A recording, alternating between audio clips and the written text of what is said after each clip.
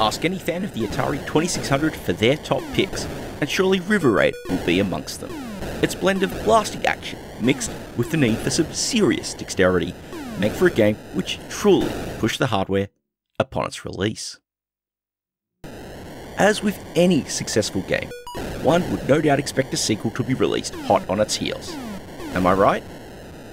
Well, sort of. 6 years after its original release, a sequel would eventuate. Meet River Raid 2.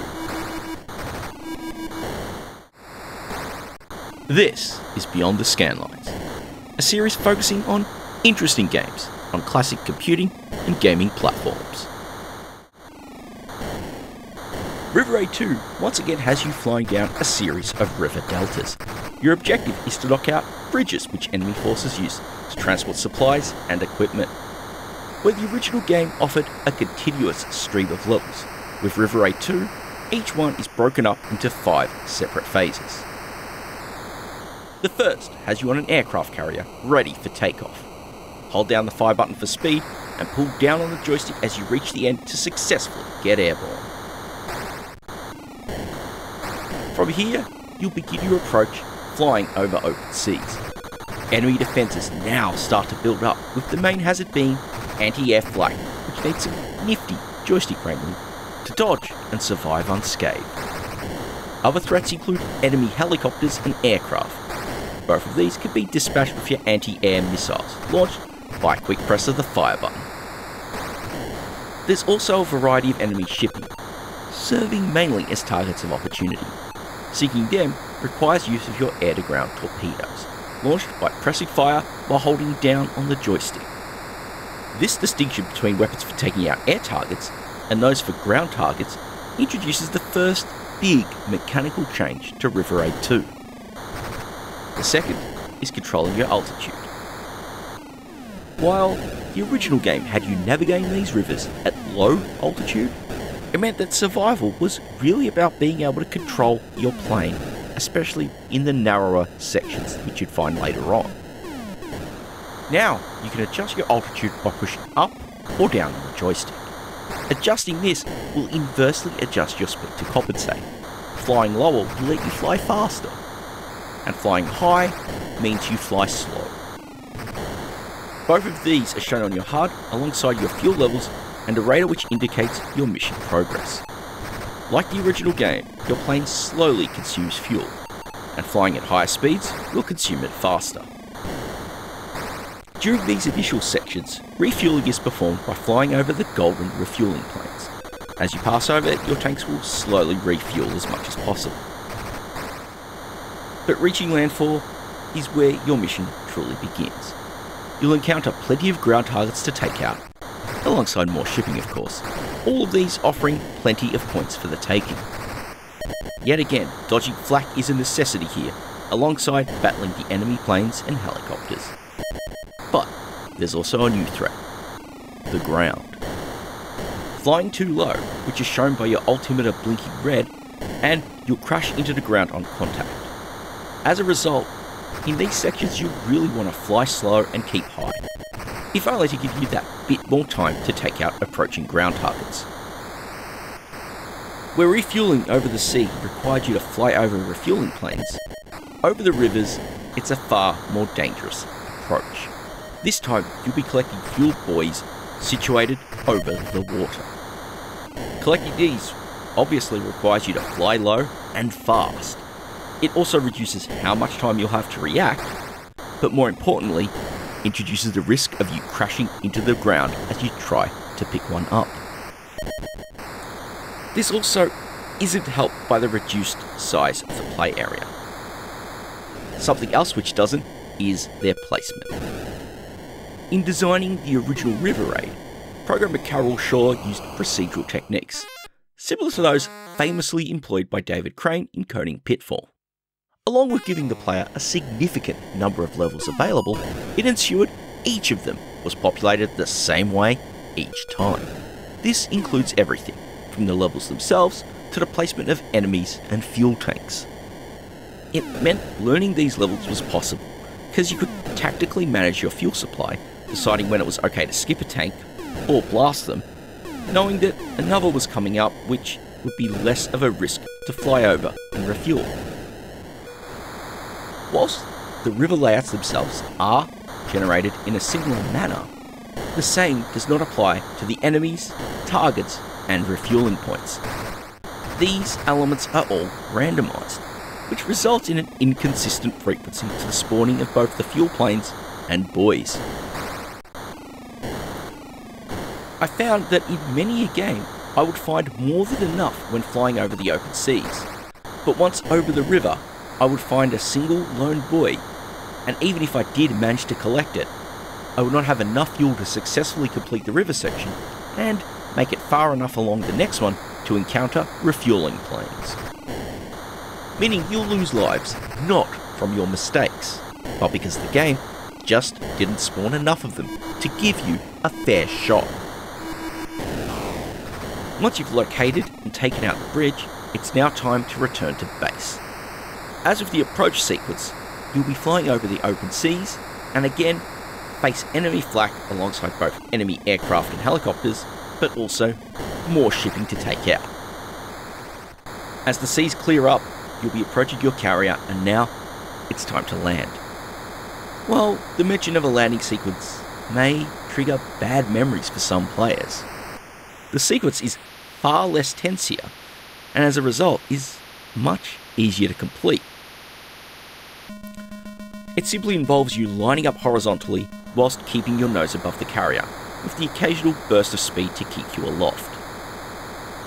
The joystick controls here act pretty much as you'd expect. Horizontal movements line up the nose, vertical movements control your altitude, and fire is used to fire your engines and get a bit of speed. If you get this all right, as you fly over the runway, hold up to touch down and slow to a crawl. If you happen to miss it, you'll speed up, take off, and go for another pass, providing you've got the fuel to spare. On successfully landing and bringing the plane to a stop, your leftover fuel is added as a bonus. And then, it's time to take off and do it all again. The river layouts do change as you progress through the game, introducing split paths which you'll have to navigate down.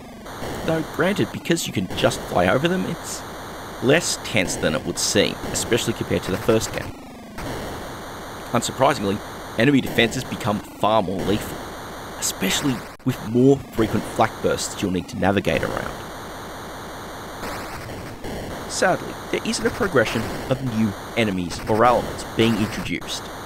All the enemies you'll encounter are present right from the first level, now only appearing in greater numbers. As for the in-game options, they're kind of minimal. You really only have the option to pick a game featuring 1 or 2 players. Players take turns and alternate once the other dies. As for the difficulty switches, these really only allow you to set the missile types. Unguided missiles for expert players, and guided ones for the beginners. Admittedly, my pick is for the guided ones, though you may find it harder to take out some air targets, at least without the risk of being shot down. I find them far more useful when it comes to safely lining up to clear out those ground targets. So River Raid 2 is what you could consider an interesting attempt at evolving from its predecessor, but as you dive in, there's just more and more which feels wrong. And the first of these is really how the fuel buoys and enemies are positioned. I found myself scrambling to collect every single buoy, even if doing so meant risking one of my lives. Because it's a case if you're damned if you do, or damned if you don't. Whether you misjudge your position and crash into the ground, or crash by running out of fuel. Because of course, the frequency of fuel buoys is not high enough. The mechanics which are introduced lead to the control scheme being weighted down by far too many options, more than really the single button Atari joystick can bear. From the clumsy firing of air-to-ground missiles, to relationship between speed and altitude which feels a little inconsistent, the precision the original game's controls had was lost, and ultimately for very little benefit. As when flying over open seas, your altitude doesn't really offer any advantages. Controlling your speed, though, can be handy for avoiding flak. A similar problem occurs flying over the river. Here you really want to stay as high as possible to give yourself a better chance to attack ground targets, particularly because you'll be flying slower. You'll also avoid the risk of crashing into the ground, well, at least when you don't need to skim the river in order to collect fuel. But then you get things like the multiple phases, and how they result in far too many idle moments. This is especially apparent when it comes to the two phases over the open sea, because they're essentially identical to each other. On a visual front, they do work well within the limitations of the 2600 hardware.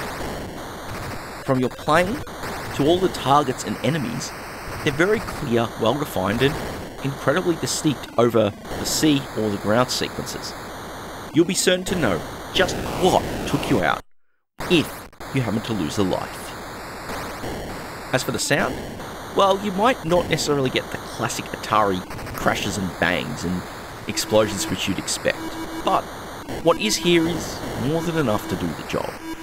From your engine sounds to your shots and the explosions, they're all very satisfactory, if not really up there with what the modern programmers can do with the 2600 hardware, especially as it's really only just sound effects in action here. River Raid 2 simply just doesn't live up to its illustrious predecessor, and that's quite a shame, especially knowing how fondly remembered the original game is. Though new mechanics are added into the mix, these ultimately don't expand the gameplay, resulting in an overcomplicated control scheme. The biggest problem is the random placement of objects, particularly with the fuel buoys over the river sections. You're likely going to lose most of your lives here, simply because you ran out of fuel at a crucial point in the stage. Though responsive enough, the controls are hampered from the solitary button offered by the Atari 2600's joysticks. It really does make things clumsy, especially with the firing of your air-to-air or air-to-ground weapons. Though it doesn't really fit the 2600, I still feel that had it been released on a more advanced system, many of these issues could have been worked around or mitigated. You probably would have gotten an experience which really would have evolved the classic to the next level. Alas, this sadly isn't the case, and River Raid 2 is a game which suffers far too much from being placed on hardware it probably shouldn't have been developed for. Which brings me to the end of yet another Beyond The Scanlines. If you appreciated this look back at an interesting gem, why not leave a thumbs up on the video? Got some thoughts? Drop me a comment and let's chat. If you haven't already, do consider subscribing to the channel, and yes, ringing the bell to be notified the moment new videos are uploaded. Most importantly, thank you all so very much for watching.